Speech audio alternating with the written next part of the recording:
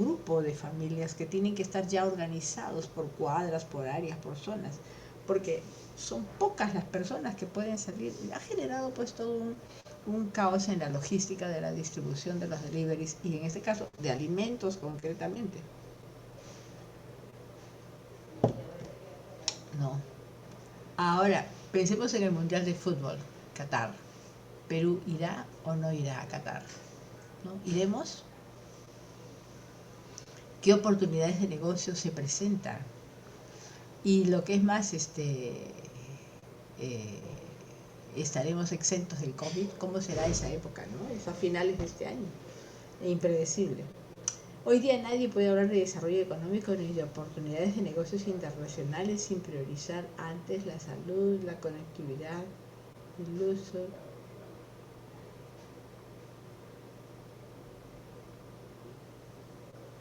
¿No? Ahora estamos viviendo el terror de la guerra ucrania.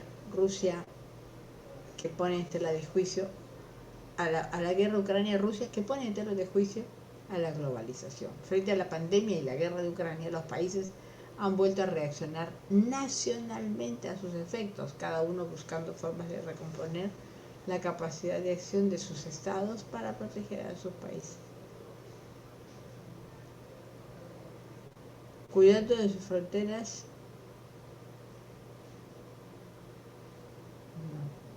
poniendo en práctica políticas de salud pública y ayuda a los más frágiles, valiéndose de recursos estatales.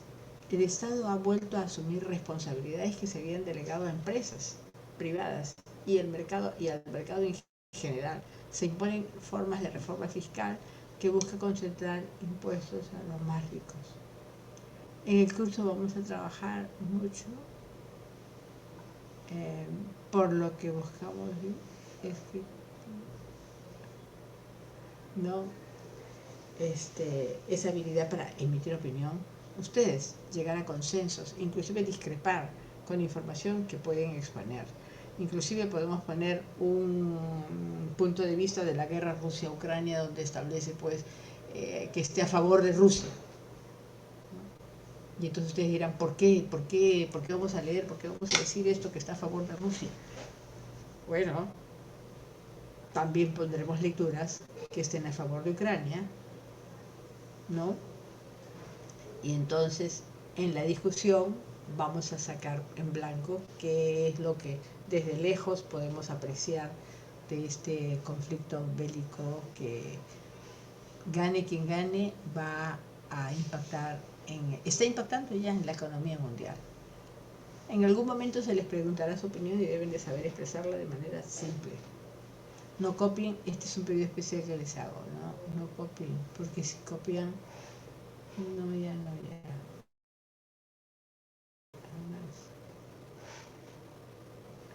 Si en algún momento identificó, si yo identifico que han copiado, no escatimaré de poner SEBA, por favor, llevar el caso al decanato para que las autoridades de la FIS hagan lo que tienen que hacer, ¿no? Pero hago un llamado a la ética. Es terrible lo que está pasando en el Perú. Por ética, cuántas cosas estamos perdiendo. Por ética, el examen de ingreso a San Marcos, el examen de ingreso a la UNI, también jalan a la UNI en estos problemas de ética, pero quién sabe, pues. En el aula no lo tolero, no lo vamos a tolerar porque tenemos que ser conscientes de que estamos ocupando un puesto que otro tal vez pudo ocupar de mejor manera, ¿no? Entonces fuimos afortunados, ingresamos a la UNI, hay que aprovechar esa situación y sacar lo mejor para el bien del país. Bueno, ya disponemos del sílabus del curso y cada clase estará a cargo de un grupo de estudiantes. Sugiero que formen grupos para que de manera ordenada participen exponiendo en cada clase. Son 35 estudiantes, o 33 parecería, ¿no? Pero bueno, en todo caso, ya hemos acordado grupos de 9, 5 van a exponer la parte teórica y otros 4 hacen un caso, o 4 exponen la parte teórica y 5 hacen un caso aplicado de la realidad. Veamos pues, ¿qué pasó con el coronavirus? ¿Cómo es que China comienza a ser el principal centro económico que logra resultados de crecimiento económico interesantísima, ¿no? China pasa en azul, ¿no? Mientras que en rojo están todos la eurozona, Arauca.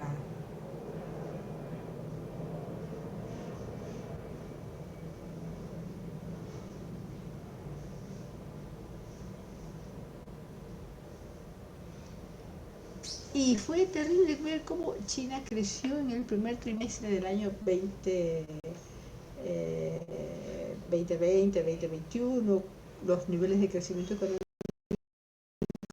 que desarrolló, cómo puso en evidencia toda su disponibilidad de robots para poder atender durante la... Después, los K-pop, cómo reinventan los conciertos virtuales durante el COVID-19. Este grupo de música pop famosa en los Estados Unidos, en Corea, dice que ellos, bueno, toda la tecnología a su favor, creo que ahora han estado en el Grammy también, pero ellos son considerados como embajadores coreanos, porque son los primeros que llevan la música cantada, la música virtual, ¿no? Creo que son los primeros que fueron a Gran Bretaña.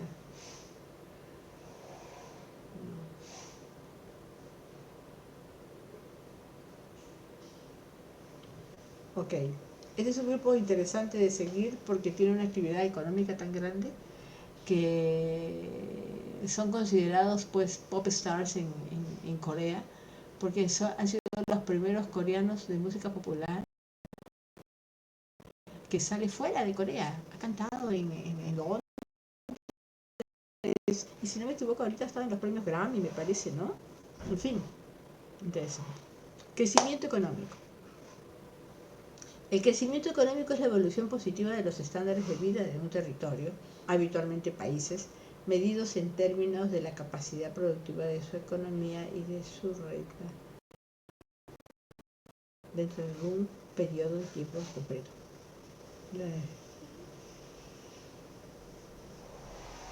La definición más estricta del concepto de crecimiento económico es la que indica que se produce un aumento en términos de renta o de los bienes. Y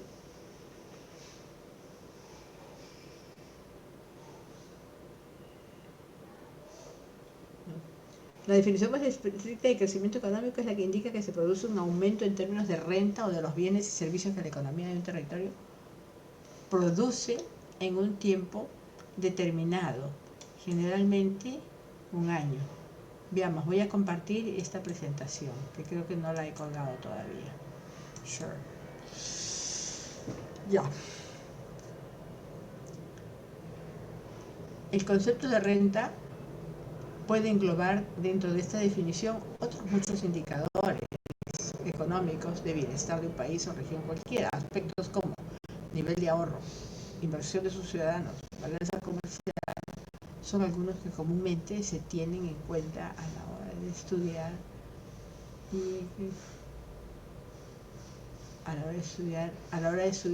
el crecimiento económico. Dicho lo cual, el medidor más utilizado para medir la evolución económica suele ser las fluctuaciones del Producto Bruto Interno del país analizado. El PBI siempre va a ser un indicador de crecimiento económico. Es una cifra, es un número que dice, que porque la minería estuvo bien, que porque la agricultura estuvo bien, que porque la pesca estuvo de maravillas, entonces el crecimiento económico del Perú es 9%. ¡Wow! ¡Qué maravilla!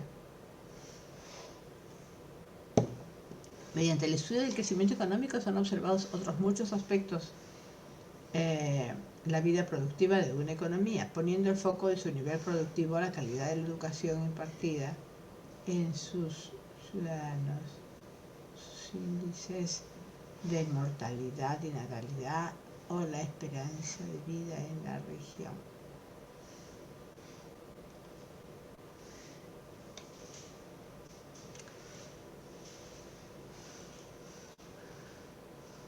El crecimiento económico pues es importante y más que nunca cuando la economía mundial atraviesa una desaceleración económica por la crisis financiera que está pasando en Estados Unidos y por las consecuencias que tienen países desarrollados y en vías de desarrollo. Pero ¿qué es el crecimiento? ¿Qué nos ayuda a medir el bienestar de la población de un país o región económica y del éxito? La definición de crecimiento económico se puede interpretar como el incremento porcentual del Producto Bruto Interno de una economía en un periodo de tiempo. El crecimiento no es espontáneo, sino es el resultado de la combinación de los componentes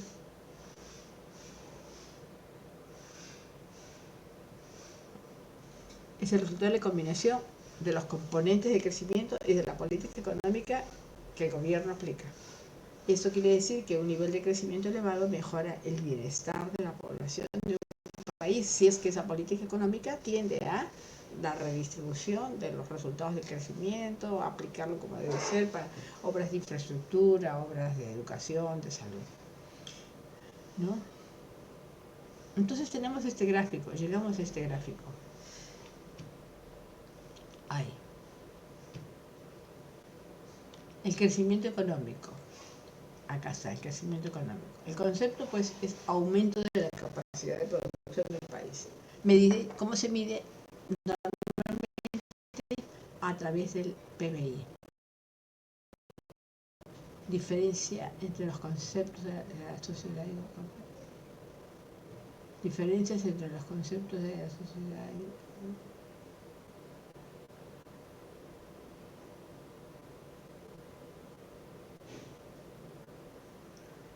medición, entonces, ¿no? A través del PBI. Factores productivos y productividad. Los factores productivos, importante el papel de los recursos naturales, incremento del factor trabajo, incremento del factor capital para nuestras economías. Japón, por ejemplo, no tiene más que agua y japoneses. Corea igual. Pero tienes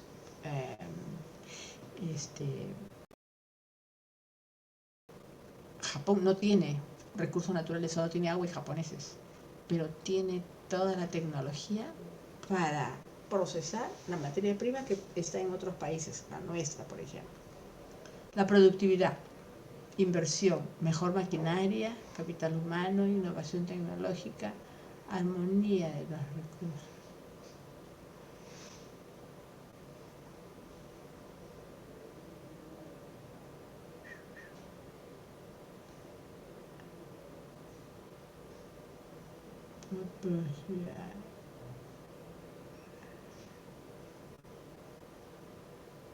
La productividad, pues, inversión, mejor maquinaria, capital humano, innovación tecnológica, armonía de los recursos. Por ejemplo, tengo mis artesanos de cobre que producen, fabrican usando sus manos, su tecnología de hace muchos años, la que heredaron de sus padres, de su comunidad, de su sociedad. Y cuando atienden pedidos, cada uno es una obra de arte, ¿no? Pero podrán ellos producir en masa. Ellos no pueden llenar un container de piezas, por ejemplo, todavía, ¿no? Entonces la productividad todavía no es suficiente para ellos, no han alcanzado esos niveles adecuados como para poder llenar, pues, un container, utilizar mejor todos los recursos, toda su habilidad. Beneficio: mejor nivel de vida de la sociedad, mejores bienes y servicios, más puestos de trabajo, mejor distribución de la renta. Si hubiese crecimiento económico, pues realmente mejor distribución de la renta, porque hay más empleo, va más gente al trabajo, más puestos de trabajo, mejores niveles de vida de la sociedad. Desigualdad territorial.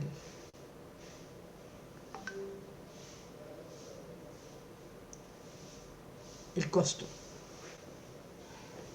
Empobrecimiento de zonas, desigualdad en la distribución es un costo. Problemas en los recursos naturales, agotamiento es un costo.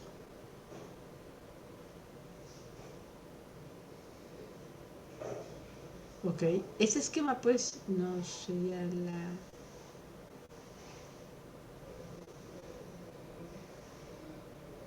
¿no? ¿Hay alguna discusión acerca de ese tema, de este gráfico? Crecimiento económico, por favor.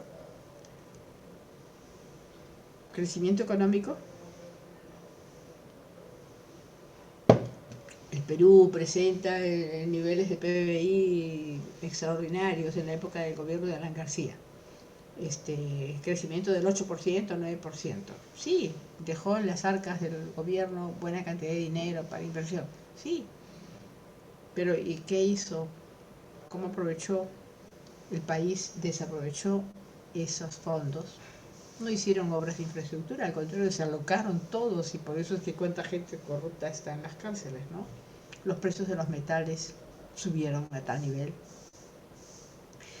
que Antamina, por ejemplo, en la zona de San Marcos, allá en las alturas, no sé si ustedes conocen dónde queda Antamina, sobre los 4.000 metros sobre el nivel del mar, pues los pobladores de San Mateo, jóvenes, fueron entrenados, capacitados para ser los chefs, los cocineros, para Antamina.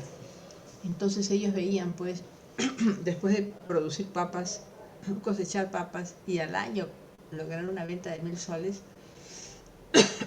por cocinar, al mes lograban 1.000 soles. Estaban en otro mundo, realmente estaban en otro mundo. Se mejoró el nivel de vida, pero pero también se despilfarró lo poco que se tuvo, ¿no? Ya llegó la prostitución a las zonas, se perdieron los bares, la cerveza y depredaron pues los fondos de muchos de ellos, ¿no? Bien, este es el crecimiento económico.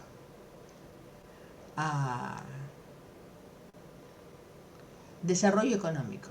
El desarrollo económico es un concepto que se refiere a la capacidad que tiene un país para generar riqueza. Esto además se debe reflejar en la calidad de vida de los habitantes. Es decir, el desarrollo económico es un término relacionado con la capacidad productiva de una nación, pero también se vincula al bienestar de los ciudadanos. Algunos signos del desarrollo son elevada calidad de vida de los habitantes.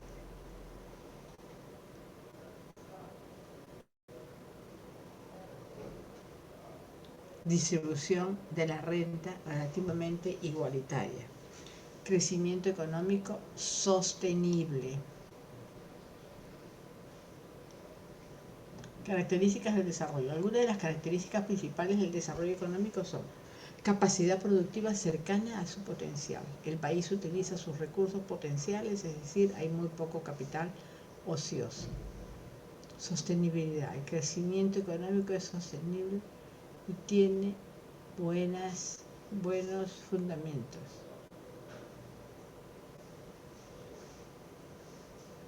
Redistribución de la renta. Pueden existir desigualdades.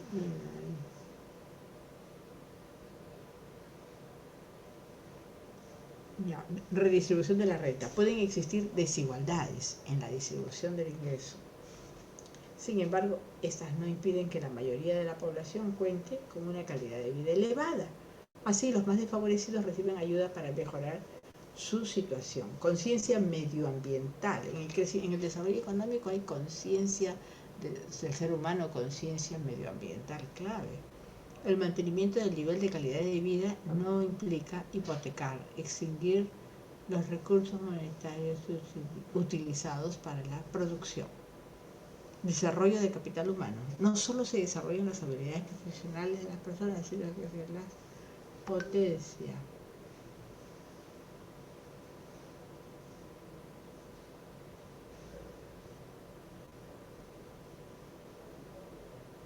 Ya.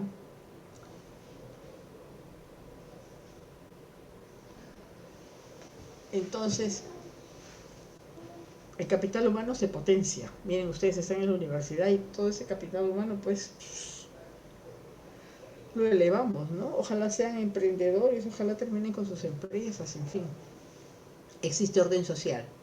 Las instituciones públicas cumplen adecuadamente sus funciones y los ciudadanos pueden confiar en ellas. Existe orden social. Las instituciones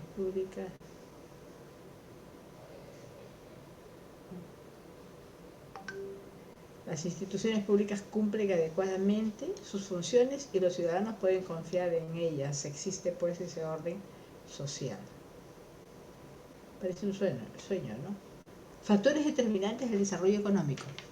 A continuación describimos varios factores que influyen en la capacidad de un país para alcanzar el desarrollo, aunque no todos son necesarios. Recursos naturales, acceso.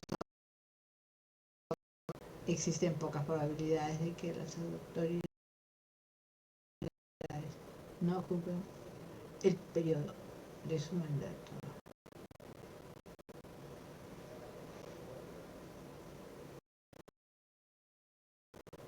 Administración estatal eficiente. La gestión pública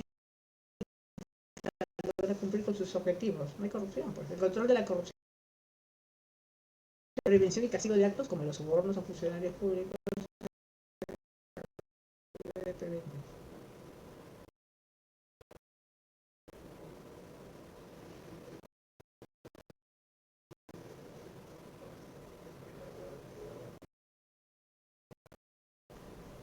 Prevención y castigo de actos como los sobornos a funcionarios públicos a cambio de favor. Población participativa económicas que se toman en el país. Oigan ustedes que son mudos, por favor, muditos, hablen. Acceso a la educación y necesidades básicas cubiertas. Este es el primer paso para lograr un buen nivel de capital humano. Inversión en innovación y desarrollo. El gobierno de ideas de negocios. Apertura del comercio exterior.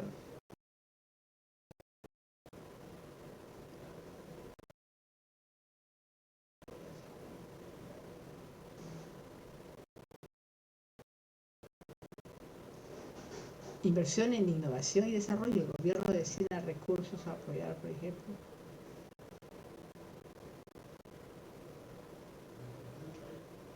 apertura del comercio exterior. Acciones como la firma de acuerdos comerciales que permitan incrementar el intercambio de bienes y servicios con otros países. Hemos firmado acuerdos comerciales a granel. Podemos vender, nos falta oferta exportable. Podemos comprar, por supuesto que le compramos a todo el mundo, ¿no? Cuidado del medio ambiente. El gobierno y el sector privado elaboran planes pensando en un desarrollo sostenible. Así se prevé, por ejemplo, que los recursos naturales se exploten con prudencia.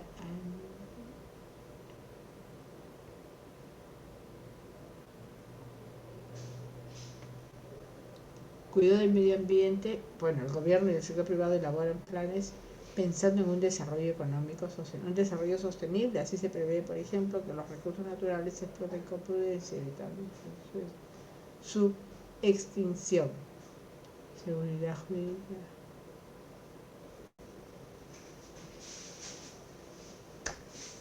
El gobierno asegura la protección de los derechos de los habitantes. Hay una seguridad jurídica. No existe una única fórmula para alcanzar y mantener el desarrollo, pero en general los países que lo han logrado han tenido una visión de largo plazo. Puente.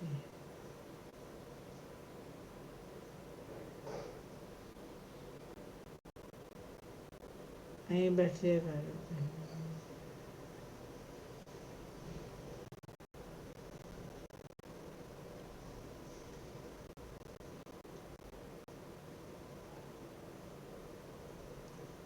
Seguridad jurídica. El gobierno asegura la protección de los derechos de los habitantes. Seguridad jurídica. Dios mío, lo vemos.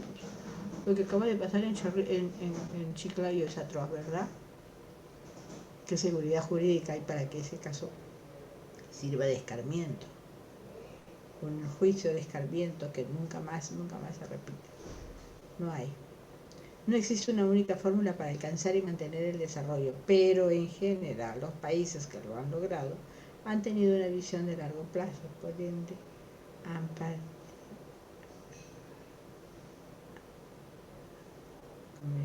no existe una única fórmula para alcanzar y mantener el desarrollo, pero en general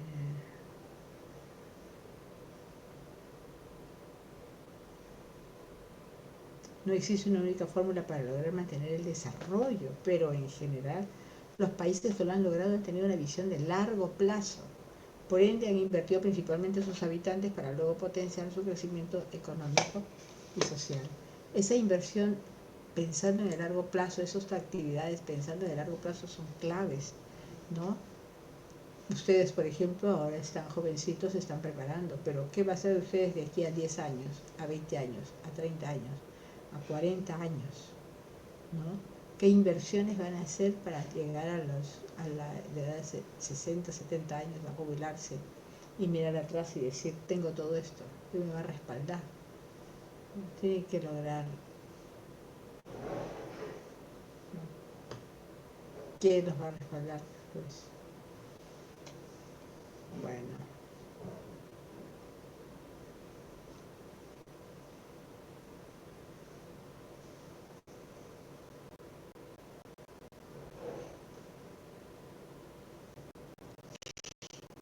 Acá. Viene, siempre me interesa poner el informe latinoamericano, el punto de vista latinoamericano, cómo vemos. Y en Latinoamérica, pues, y en Latinoamérica hubo una escuela, una corriente, el enfoque de CEPAL, Comisión Económica para América Latina, CEPAL, ¿no? Propuso una dinámica que diversificara y transformara la estructura productiva para hacer cambio en la específica.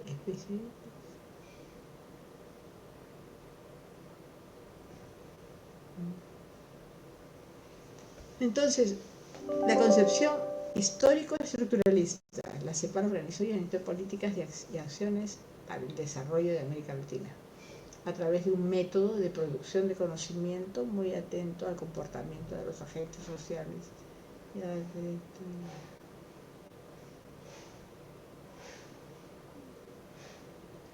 Método de producción.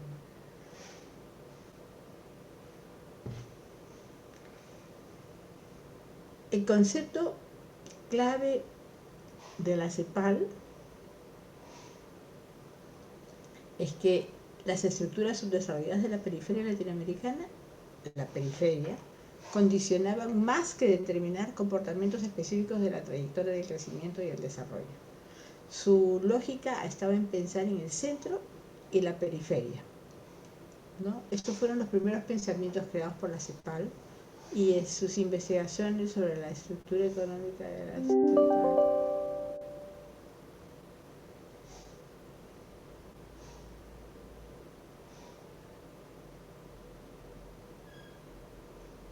Centro y periferia fueron uno de los primeros conceptos creados a partir de los diferentes estudios nacionales de la CEPAL y de las investigaciones sobre la estructura económica mundial de la Segunda Guerra Pesquera, etc. Los países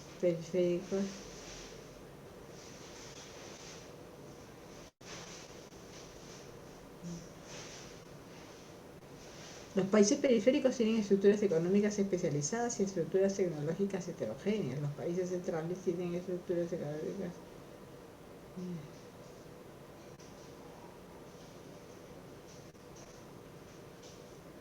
El enfoque centro-periferia ha tenido varios momentos y hoy todavía incide en las políticas y concepciones.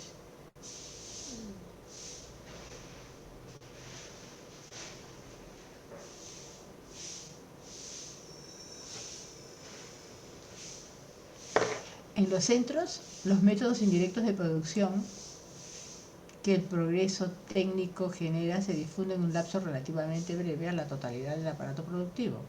En la periferia se parte de un atraso inicial y el transcurrir del periodo llamado de desarrollo hacia afuera, las nuevas técnicas solo se implantan en los sectores exportadores, de productos primarios y en algunas actividades económicas directamente relacionadas con la exportación, las cuales pasan a coexistir con sectores rezagados en cuanto a la penetración de las nuevas técnicas y el nivel de la productividad del trabajo. Ese centralismo que nosotros observamos en nuestra economía, pues ese centralismo que reúne fuerza de trabajo, reúne decisiones de inversión, reúne decisiones financieras, ¿no? Se multiplica muy, se difunde muy poco en la periferia.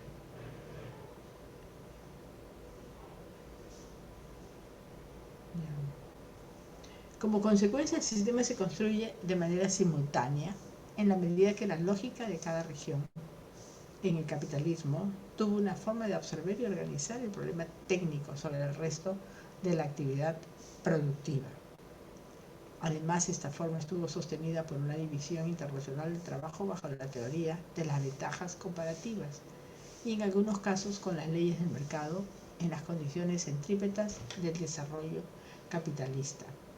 Yo quería preguntarles aquí, ¿alguno de ustedes ha estudiado algo de la CEPAL, de estas relaciones centro-periferia? ¿Alguno de ustedes puede vislumbrar, ver las implicancias de este tipo de organización y estructura para el desarrollo o crecimiento económico, para el desarrollo económico?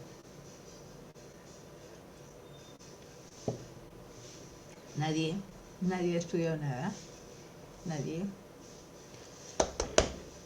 Bueno, entonces va a ser motivo para que yo les deje el material para que lo lean, lo conozcan, ¿no? La CEPAL también en los años 40 e inicios de los 50 establece esta política de modelos de sustitución de importaciones. Siempre empieza a decir, ¿no? Entonces, en vez de comprar todo de fuera, aquí se va a producir.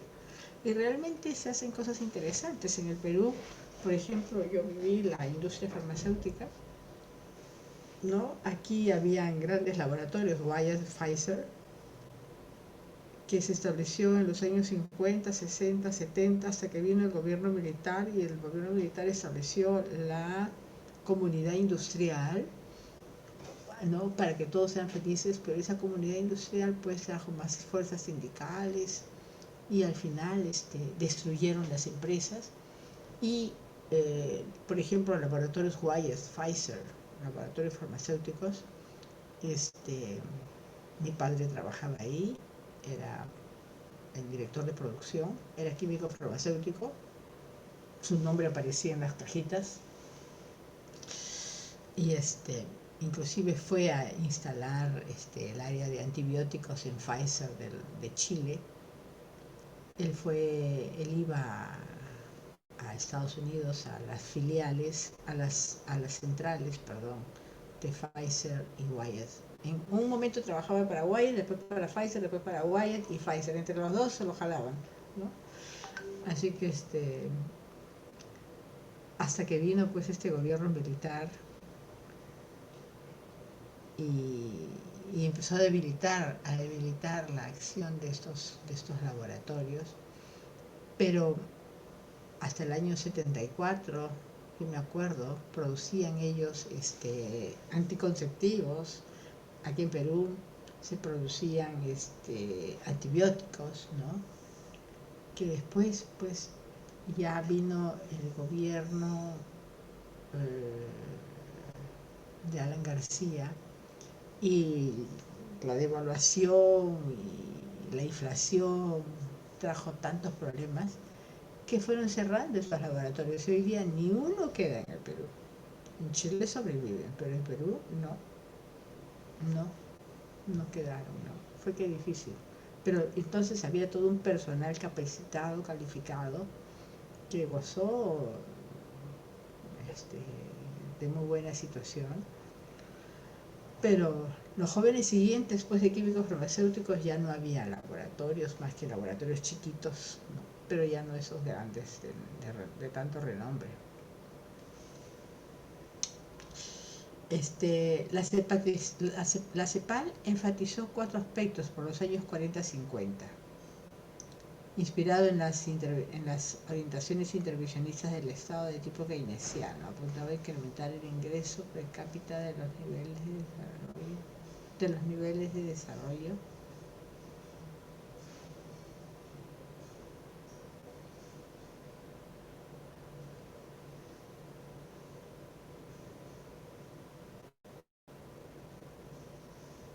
Ya.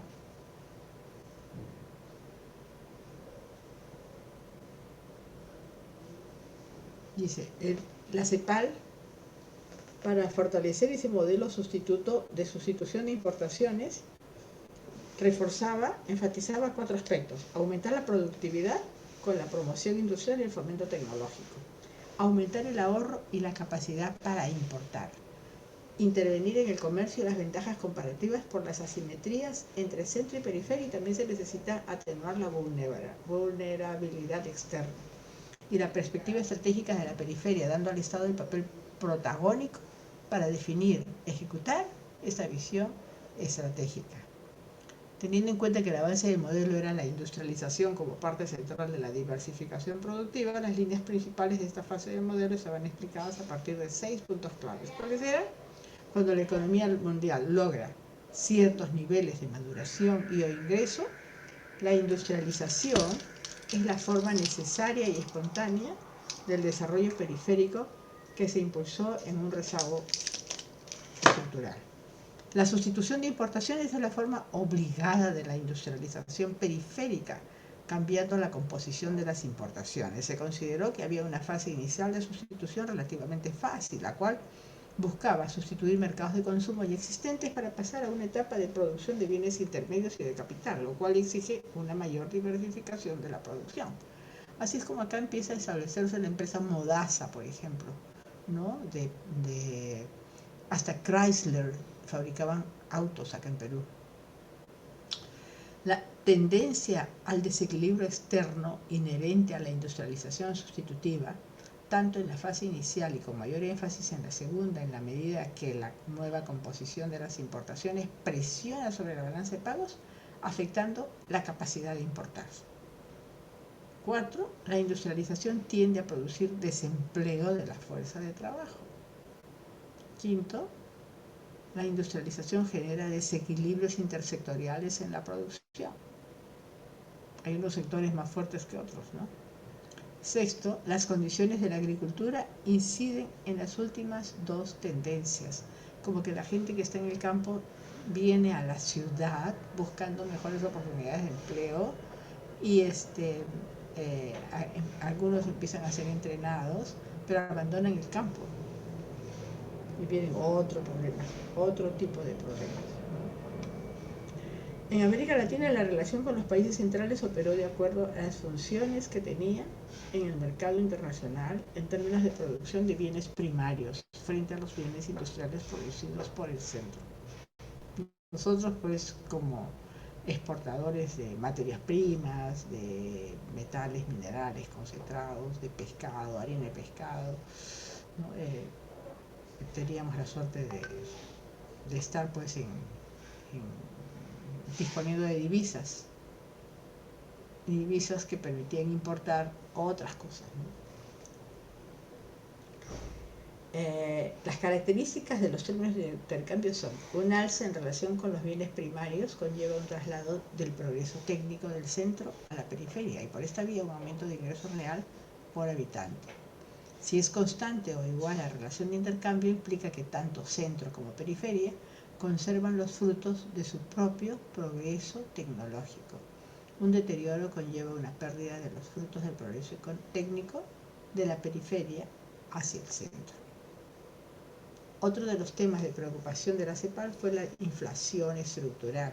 Este tópico busca explicar las causas reales de los problemas de la inflación en los países periféricos. Considera que los procesos inflacionarios en los países latinoamericanos tienen sus raíces en los desequilibrios generados en la esfera real del sistema económico, y especialmente en ciertas características y rigideces de los sectores externo y agrícola. La transformación productiva fue otro de los temas fundamentales trabajados por la CEPAL durante los años 50-60.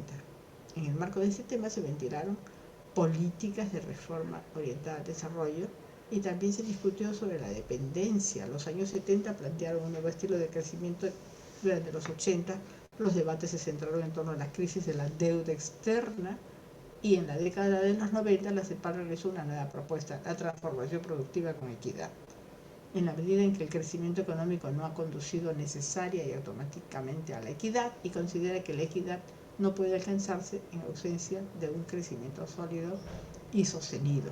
El crecimiento exige un grado razonable de estabilidad sociopolítica y esta implica a su vez cumplir con ciertos requisitos mínimos de equidad. Para tal efecto, la CEPAL, ¿qué proponía? Minimizar la proporción de personas y hogares cuyas condiciones de vida se ubican por debajo de los que la sociedad considera aceptables, tanto económica como social y políticamente, promover el desarrollo de los talentos potenciales existentes en todos los grupos de la sociedad, eliminando privilegios, discriminaciones y desigualdades sociales, étnicas, geográficas y de sexo, buscar que el poder, la riqueza y los frutos del progreso técnico no se concentren, restringiendo a las generaciones presentes y futuras su ámbito de liquidez. Así pues, en los años 50, 60, que se da todo este desarrollo de la industrialización, sustitución de importaciones. En los años 70 que viene el gobierno militar y habla de la estatización de los recursos naturales, establece la comunidad industrial y ahí perjudica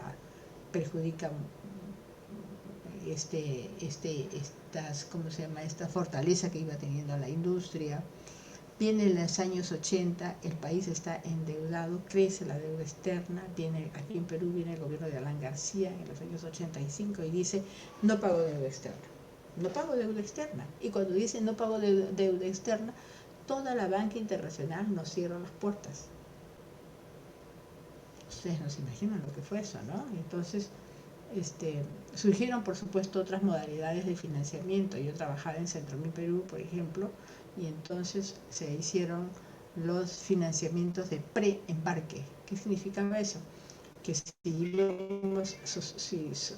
cerrábamos un contrato de venta de concentrados, por ejemplo, concentrados de zinc con tal empresa, pues un contrato de ventas que era por 9 entregas mensuales, una entrega mensual durante 9 meses, por ejemplo, ¿no? Entonces, entrega 1, entrega 2, entrega 3 de tantas toneladas. Ya.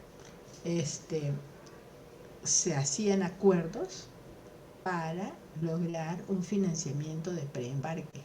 Y entonces, hoy día que se firmaba el contrato, la empresa Centromil recibía el valor estimado de los 9 embarques hoy, estimado. De tal manera que cuando ocurría el primer embarque, se hacía el ajuste del precio del mercado, ¿no? El precio promedio del mes anterior al mes de embarque, normalmente así se trata, y además se hacía el ajuste de intereses por el dinero desembolsado en el primer momento de la suscripción del contrato. Y así se iba descontando, ¿no? Tantas toneladas, tantas toneladas, que se iba cubriendo la deuda, hasta que se cubría la totalidad de la deuda y se cumplía con todo el embarque que se había prometido. Esos financiamientos de preembarque predominaron en aquellas épocas con ¿cómo se llama? Con los recursos mineros, por ejemplo, ¿no? Pero el gobierno de Alan García pues era bárbaro y entonces establecía que un día dijo, todo el dinero tiene que entrar al Banco Central de Reserva para salir después. Pues yo vi un contrato que nunca salió el dinero y se quedó en el Banco Central de Reserva, fue terrible. Después también el gobierno de Alan García inventó barter trade, o sea, lo que se llama trueque. Era terrible cómo valorizar. Nosotros nos oponíamos tremendamente, pero ya la ley estaba dada, tenías que valorizar la entrega de tantas onzas de plata, por ejemplo, a cambio de esta lista de insumos, maquinarias, reactivos que deberíamos importar. ¿Cómo hacer eso con un producto, con un commodity que está sujeto y todavía la tendencia alcista de precios, ¿no? terribles negocios, terribles negocios. Y después terminó así el gobierno de Alan García con una terrible inflación, no pagó la deuda externa y viene el gobierno de japonés. El gobierno de japonés dice, adiós Estado,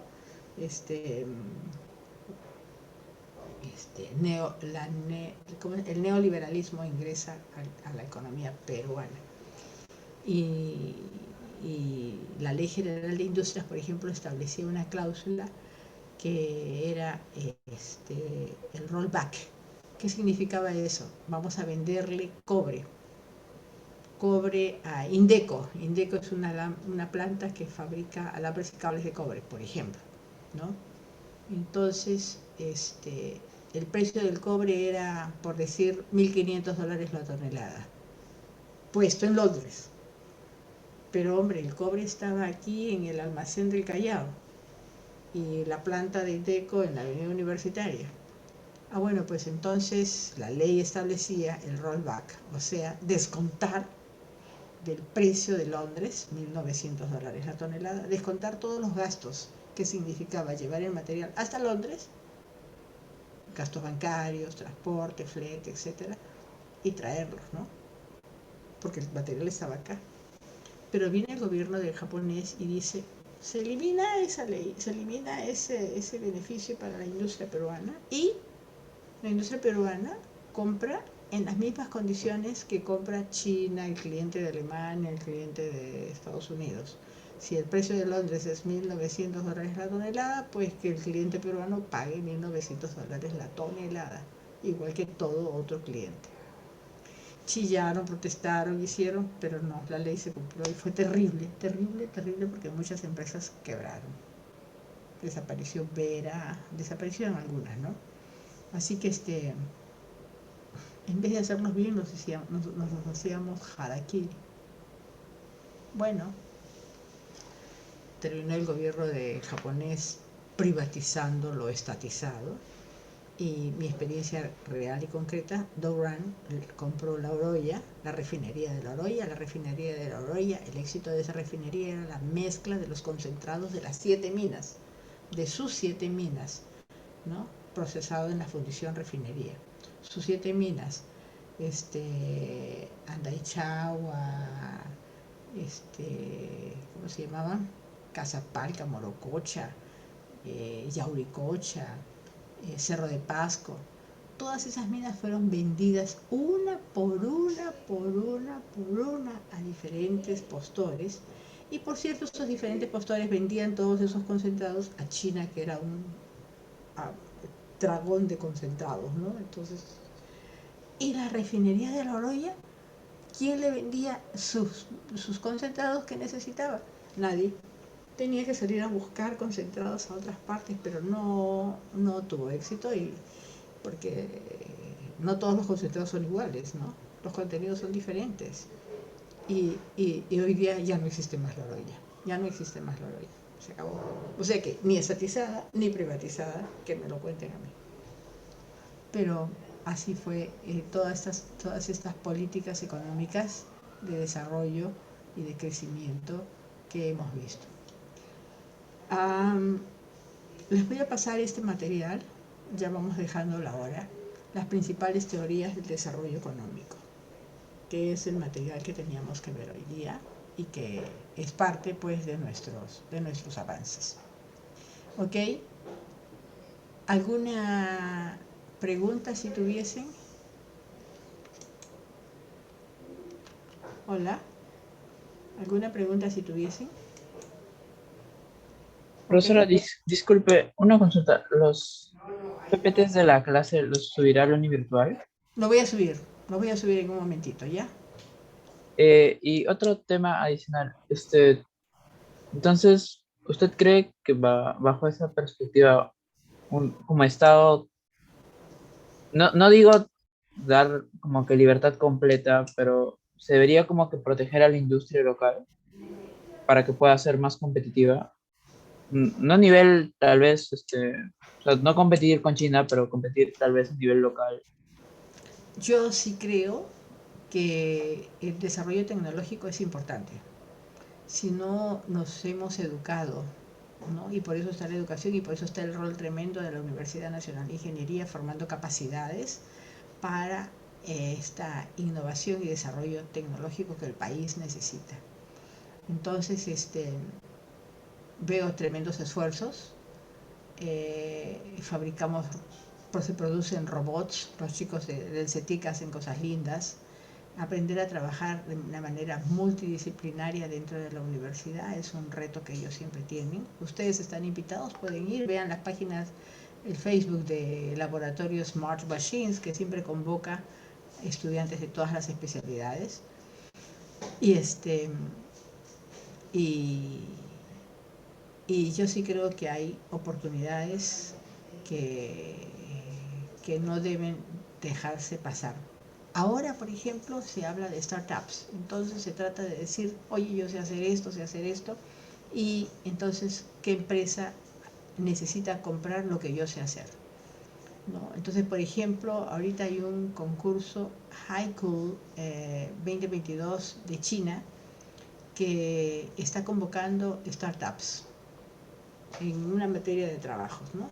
¿Quiénes saben hacer qué?